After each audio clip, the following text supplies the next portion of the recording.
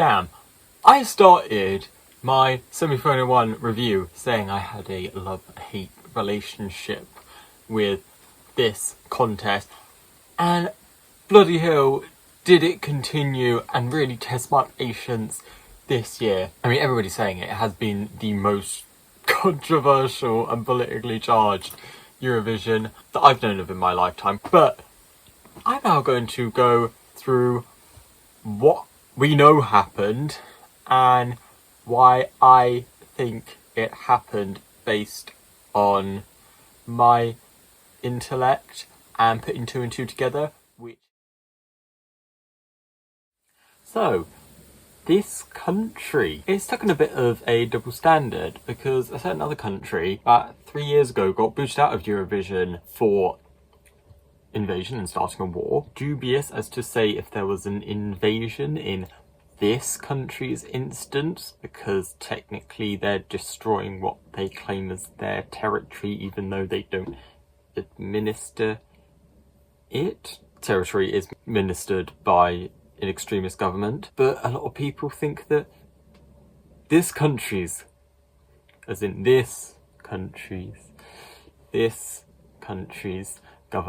is extremist. A lot of people who live in this country's government think it's extremist. However, a company from this country is the biggest sponsor of Eurovision.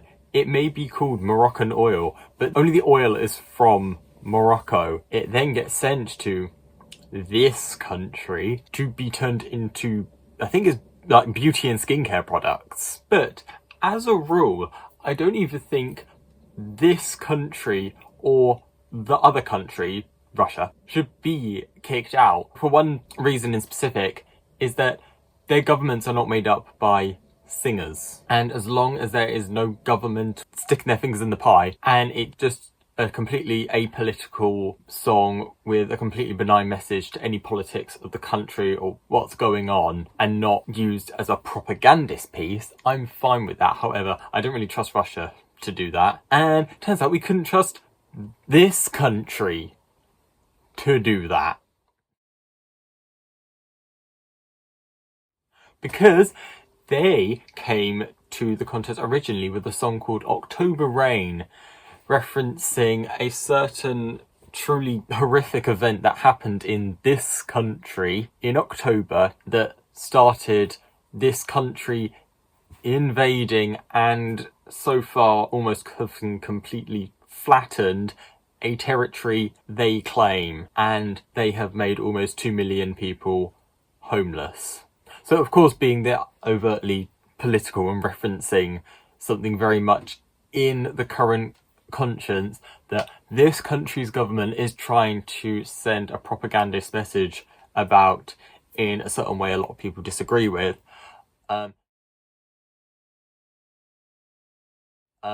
The EBU realised that was too political and they had to change it. They changed it about this much, changed it to be called Hurricane, and whilst a lot of the references to said incident were taken out, a lot of them stayed in. And continuing with this song, the EBU signed off on it because, you know, this country pays a lot of money to the EBU via the sponsor. But so, yeah, they were allowed to go with a still mostly political song, which they tried to claim was about the singer going through a divorce. But she's 20. Most people aren't even married at 20. How bad must you be at selecting a spouse that it ends in less than a year and you get divorced at 20?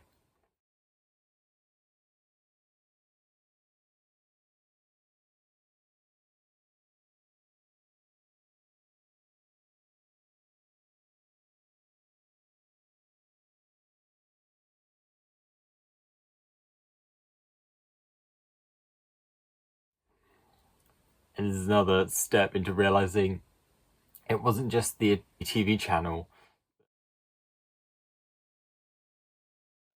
Most TV channels involved in Eurovision are run by the governments, same with the BBC here in the UK, but this one seems to be really embedded with the government. And this is where it begins. Everything just points to this being a government plot. And there were some ministers in the Israeli Knesset saying that it doesn't go far enough. One said it would have been better that they sent this like trap hip hop song called Harbu Darbu, which more or less calls for genocide of the Palestinians, which is disgusting. And so then the government of this country started the propaganda tirade. They had the song. They now send out adverts onto YouTube in a dozen languages to try and brainwash people into voting for this pretty mediocre, dull, typical ballad song 20 times. They emphasised, it was in a little corner, I saw the advert, really trying to emphasise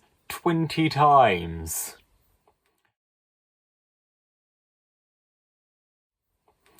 And this got a lot of people on the sort of LARPing for this country and its central government and taking their side on the whole war stance, and them really promoting vote for, oh, isn't this such a delightful, lovely song in such a messed up contest? And yes, there is a lot of crap songs in Eurovision. Thing is, this was one of them because it was nothing new, it was nothing unique. However, it was very safe and simple and child friendly and whatever. You can easily get boring people on side, especially people who didn't even watch the competition. There were people who voted for this country's song without even watching the competition. That's clearly a political vote if you're just going to vote for a country because it's the country and that's the only song you heard. So then we get to Eurovision week, and everyone is reporting about the ginormous Palestinian protests and how a lot of people seem to be heavily against this country participating. Then to sort of counteract that, there is a lot of reporting on how the contestant for this country is spending the whole time sat in her hotel room, and every time she has to leave, she's swarmed by a police escort. The police escort did make sense. Those pro-Palestinian protests do have a lot of bad actors in them. So yes, the police escort made sense. But she never spoke to any of the other contestants unless she really had to. And there seemed to be such a strong sense of friendship and community amongst a lot of the participants.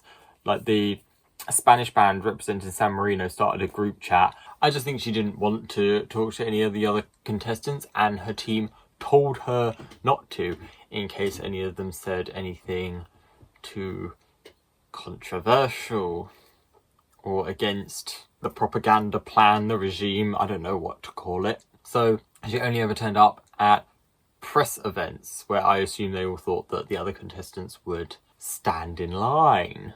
Well, it didn't happen with one contestant, but all the time, I mean, whether she is a narcissist or was just whipped up and stuck in the system and flow of the propaganda project, she would always just have this really fake, smug-looking smile and give, like, politician answers. I remember you had Joost being asked a question about his song, like, do you think it's a really good song to get everyone to come together and all across Europe, loving Europe? And he said, maybe that's a good question for the EBU.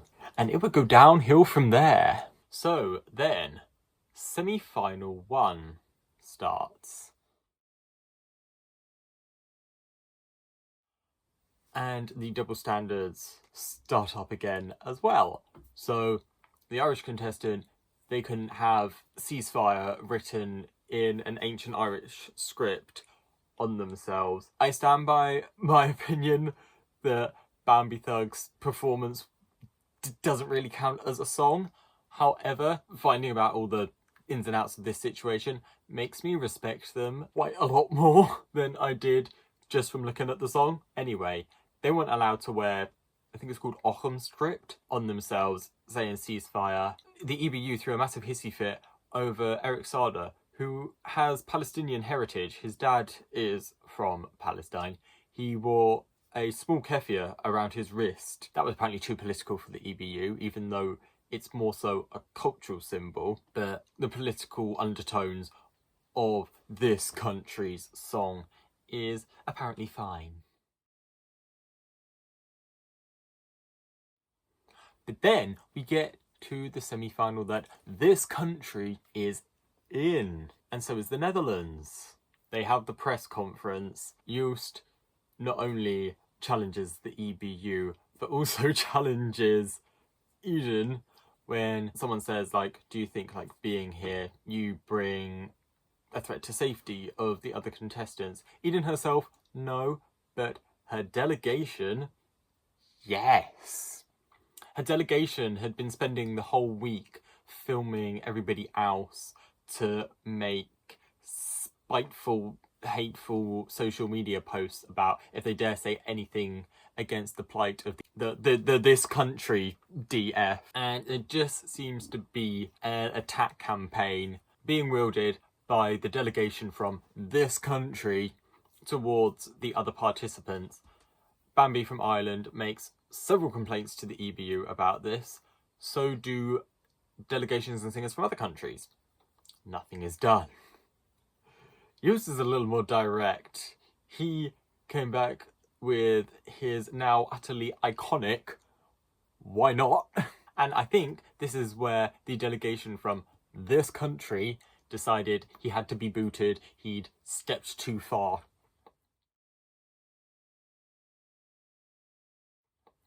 And so they obviously knew he was getting frustrated about being filmed too much.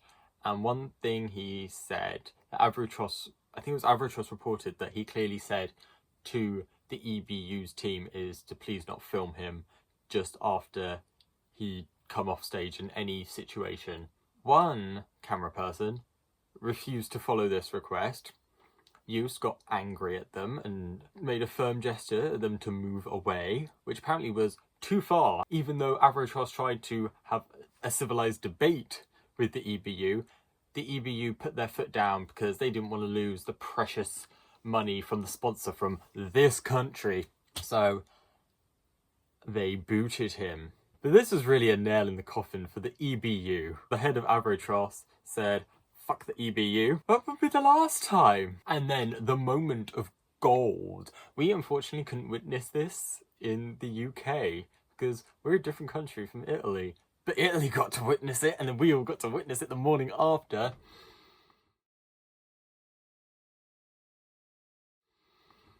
That engineer who works at RAI in Italy, you are a genius, doing that, leaking the results.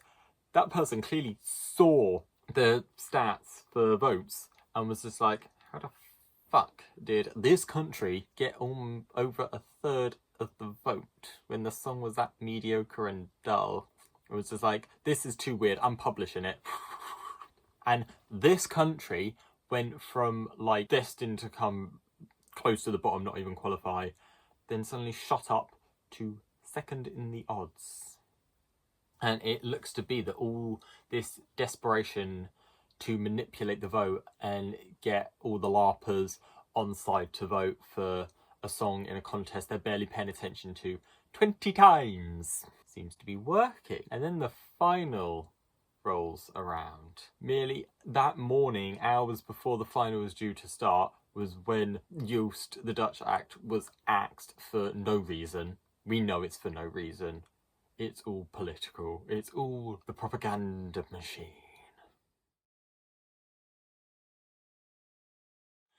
And so, of course, the EBU are expecting the song from this country to be booed. It was in the second semi-final, and it definitely was in the final. How much booed is debated, because you could hear some cheer.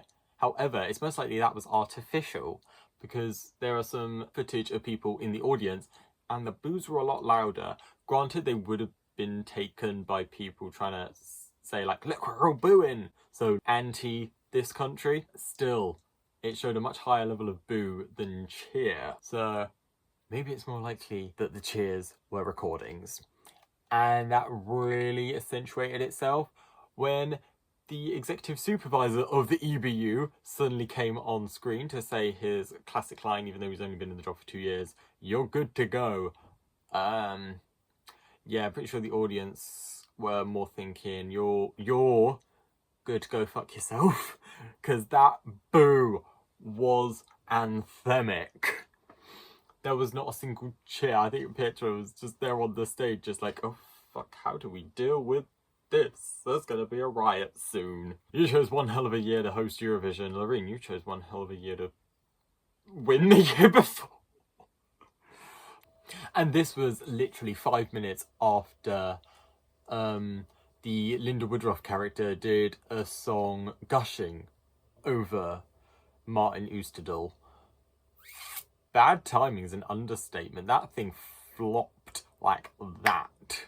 And to make matters worse, you already had 3 people who were supposedly giving out the points backing out at the last minute, whether it was to be against this country's power grab for the contest or them kicking out Joost at the last minute. So again, really didn't look good, especially when the head of the EBU had to give out the Dutch points, knowing full well he made a controversial decision about the Dutch Act, which caused that, and then caused more booing.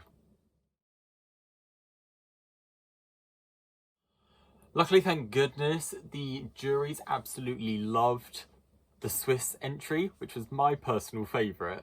I was a bit taken aback, confused, but then sucked in the semi-final. But give me 2 days and it was my absolute favourite. I'm now slightly obsessed with Nemo. So were the juries, luckily. And they were given some peanuts here, a couple points there, to this country. And they ended the juries with 50 points, around 320 less than Switzerland, who won the jury. And then we went to the public vote. And this was where it really did show how dangerous propaganda and manipulation via Eurovision can be and how effective it can be, because this country came second in the televote and had the most 12s out of any other country. Even though Croatia beat them, they had less 12s. And one of the 12s for this country came from my own, which really pissed me off, because this country by now should have been disqualified instead of the Netherlands. So it was enough to push this country into 5th place with some mediocre, crappy, low-life song. And the social media attacks and harassment from the delegation from this country clearly continued right to the end, because then you had your second fuck the EBU, this time coming from Bambi from Ireland, who many people made fun of them for losing their temper and crying. And I thought in the beginning it just looked in really poor taste, like it's so much better to look stronger. It always is, but sometimes you snap. And looking back at all of this, I can understand why Bambi snapped. Usually when you're the most outspoken, you're the easiest target, and you're gonna end up snapping. I don't blame them at all for snapping. But luckily, this country didn't win. I already said they came 5th. Switzerland won. My favourite one. Our continent's most famously neutral country won.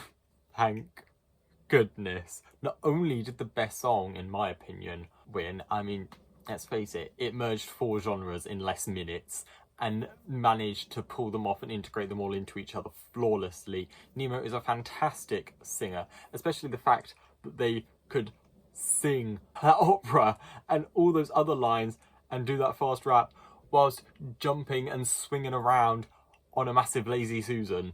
The amount of breath control that must take, they totally deserved the win, and it was a flawlessly put together song. But I am still obsessed. It's the only song since the contest I've really been listening to. I like the Italian one, but Nemo's song, I would say one of the best Eurovision winners for I don't know how many years. It was just amazing. And luckily, it means the contest will go to Switzerland, which I think will host it very honestly next year. As in, they will be honest with the way they host it, not that I can honestly tell you they're going to host it, because we know they are. They've already accepted. But I think it will be far more wholesome than if this country were to win, because they would host it to push propaganda like Azerbaijan did in 2012. and they wouldn't care about any atrocities they would have to make in order to host it so perfectly. They luckily didn't go down that route too much in 2019, but considering the situation and how hyped up on pushing propaganda and a strong image, but it looks like the current government of this country is coming to an end. Third leader of this country is extremely unpopular and becoming more and more unpopular as the days go on, and now I think I heard on the news this morning they are starting up lots of protests in this country against this leader, and they really want fresh elections. What does the future bestow for this country? I would say a disqualification from Eurovision. I hope a disqualification from Eurovision, at least for 5 years, to probably get the message you're not coming with your political shit again. And if they do, permanent disqualification. And it was almost written in stone. Not only would the most neutral country win in the most politically charged contest, but the stage was shaped like the Swiss flag, and Nemo broke the trophy as they won, symbolising how broken the contest is.